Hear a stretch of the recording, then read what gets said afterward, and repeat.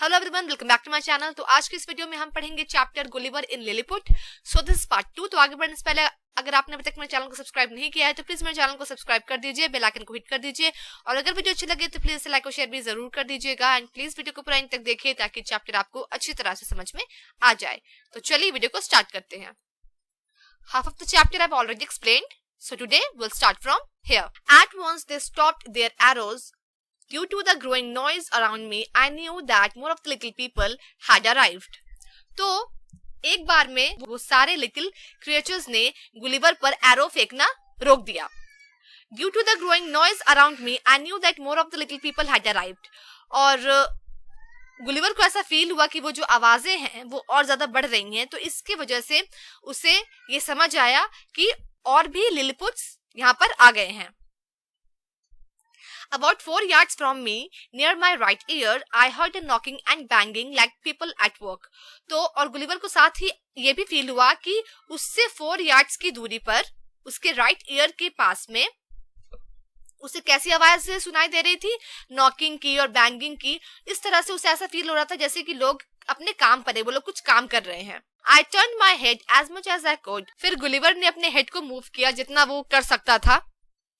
I saw them putting up a stage with 2 or 3 ladders on the side. तो उसने क्या देखा कि वो जो लिलीपुट्स हैं वो वहां पर एक स्टेज बना रहे हैं 2 या 3 लैडर्स के साथ, सीढ़ियों के साथ। A well-dressed man climbed on to the stage and made a long speech with many actions. उसके बाद उन्हीं लिलीपुट्स में से एक वेल ड्रेस्ड मैन उस स्टेज पर चढ़ता है और एक बहुत ही लंबी स्पीच देता है बहुत सारे एक्शंस के साथ। I mumbled a few words in reply and showed that I would be obedient. Obedient means following commands or orders.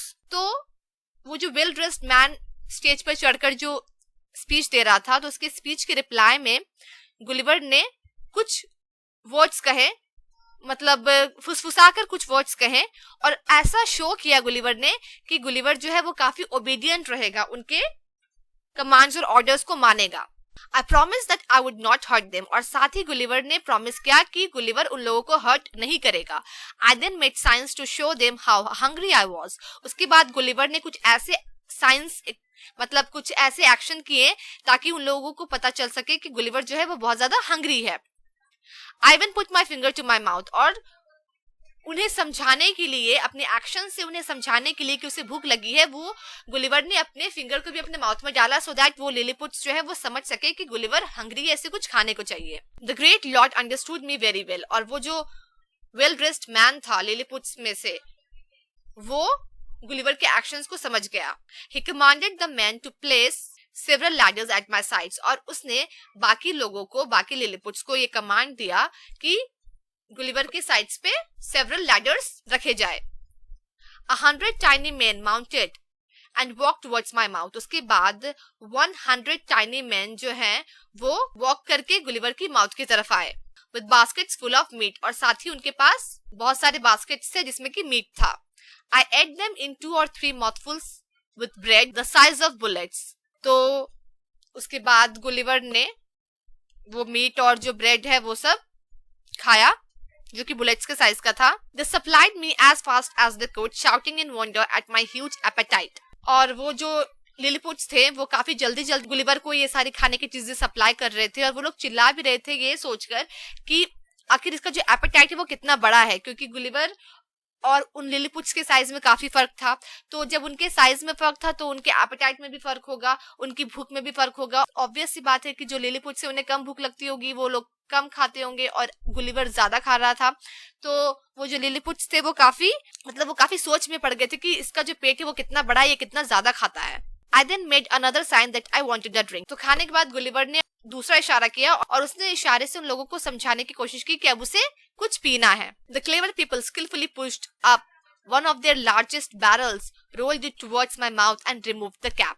तो वो लोग जो थे वो उसकी बात को समझ गए और काफी स्किलफुली वो लोग बड़े बड़े बैरल्स लेकर आए जिनमें कि पानी स्टोर हुआ था और उस बैरल को गुलिवर के माउथ तक लेकर गए रोल करके, और उसके बाद उस बैरल का कैप जो है वो उसके माउथ के पास ले जाकर उन्होंने खोल दिया सो दैट गुलिवर जो है वो उस बैरल के अंदर का पानी आराम से पी ले। I drank the liquid in a gulp. Gulp means घूंट। तो एक ही घूंट में गुलिवर ने वो जो लिक्विड था वो पी लिया। इट वॉज डिलीशियस, वो डिलीशियस था। They brought me a second barrel, उसके बाद वो लिलीपुट्स जो है उन्होंने सेकंड बैरल लाया, which I drank in the same way, और बिल्कुल पहले वाले बैरल की तरह ही सेकंड बैरल भी गुलिवर ने एक ही गल्प में ड्रिंक कर लिया। I made signs for more but they had no more to give me. उसके बाद गुलिवर ने इशारा किया कि उसे और चाहिए, बट उन लिलीपुट्स के पास और ज्यादा नहीं था, मतलब उनके पास उतना ज्यादा स्टॉक नहीं था कि वो गुलिवर को और दे सके। They were amazed at my appetite and they danced upon my chest and shouted. तो वो जो लिलीपुट्स थे वो गुलिवर के एपेटाइट पे काफी अमेज थे, मतलब बहुत आश्चर्यचकित थे कि इसे कितनी ज्यादा भूख लग रही है, कितनी ज्यादा प्यास लग रही है, और वो लोग उसके चेस्ट पर डांस कर रहे थे और चिल्ला रहे थे। These people had treated me so well. Surely I owed them some gratitude for their kindness. Owed means here he means that because the little people had been so kind to him, he felt that he had to repay them by doing something good for them in return. तो यहाँ पर Gulliver का मतलब ये है कि वो जो लिटिल क्रिएचर्स थे, वो जो लिलीपुट्स थे, उन लोगों ने काफी अच्छे से, this people had treated me so well, मतलब इन लोगों ने काफी अच्छे से गुलिवर को ट्रीट किया, उसे खाने को दिया, उसे पीने को दिया। तो उनके इस अच्छे बिहेवियर की वजह से गुलिवर बहुत खुश हुआ, तो इसलिए गुलिवर ने उन लोगों की इस काइंडनेस पे उनका शुक्रिया अदा किया, ग्रेटिट्यूड शो किया। I also felt this tiny souls were very courageous, और साथ ही साथ गुलिवर को ये भी फील हुआ कि ये जो टैनी क्रिएचर्स है ये लोग काफी करेजियस है, इन लोगों में काफी हिम्मत है।